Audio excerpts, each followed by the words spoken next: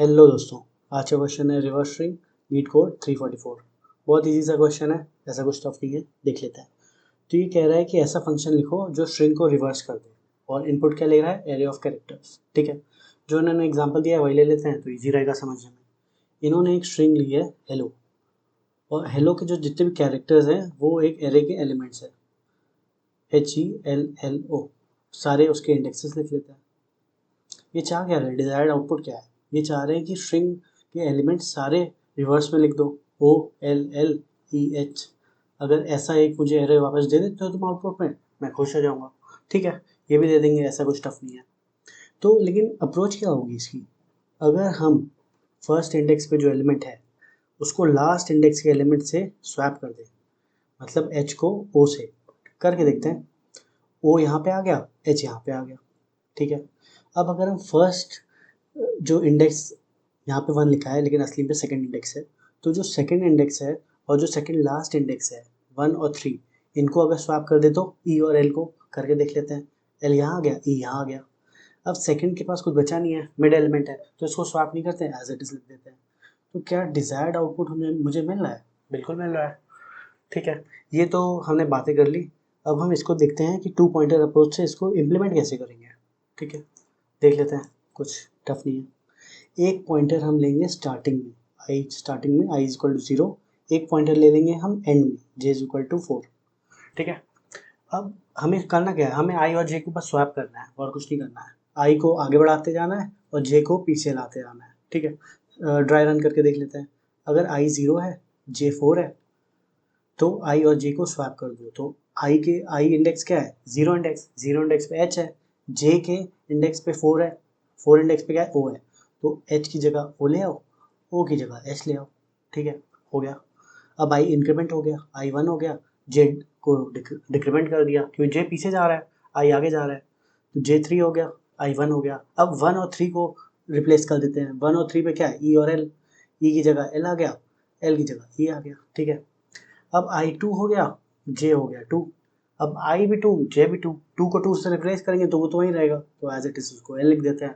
ठीक है, अब I चलेगा, लास्ट तक चलेगा क्योंकि फॉर लूप तो है ही, कोई भी लूप चलाओगे लास्ट तक चलेगा। 3, अगर I3 हो गया, J हो गया 1 क्योंकि डिक्रीमेंट हो रहा है। अब 3 और 1 को फिर से स्वैप कर दिया, तो L की जगह E आ गया, E की जगह फिर L आ गया। ठीक है, अब I4 हो गया, J हो गया 0, लास्ट इटरेशन चल रही है, तो 0 और 4 को फिर चेंज करना पड़ेगा हमें। यहाँ H आ गया, ये आ गया वापस से O। ये तो हम वापस वहीं पहुँच गए हेलो, जहाँ से स्टार्ट किया तो कोई फ़ायदा ही नहीं हुआ। तो दिक्कत कहाँ आ रही है, दिक्कत चालू हुई यहाँ से। क्या दिक्कत चालू हुई, इसको भी देख लेते हैं।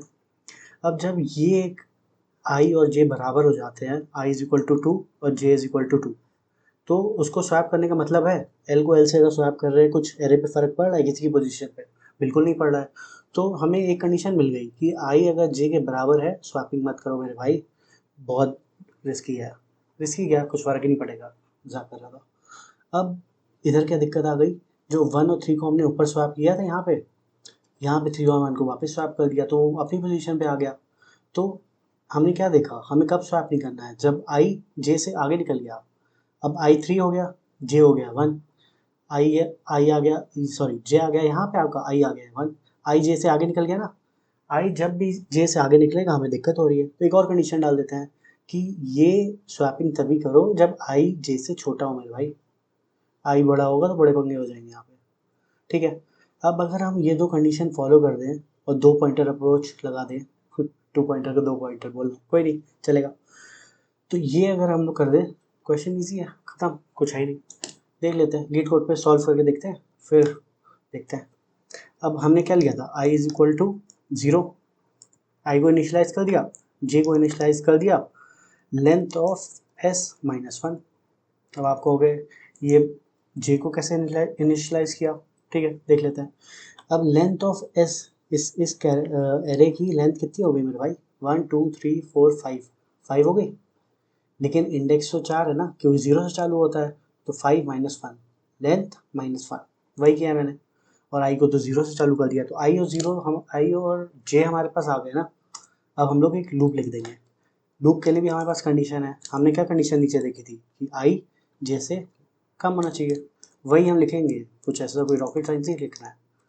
इसलिए ड्राई रन ज़रूरी होता है। पहले अगर नोटबुक पे सॉल्व करोगे, कोड करना बहुत ईजी होता है।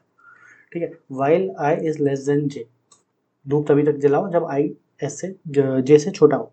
तो लूप के अंदर कर क्या रहा है, हमने यहाँ पे क्या करा है, हमने क्या किया है, हमने सिर्फ स्वैप करा है ना, इधर भी स्वैप कर देते हैं।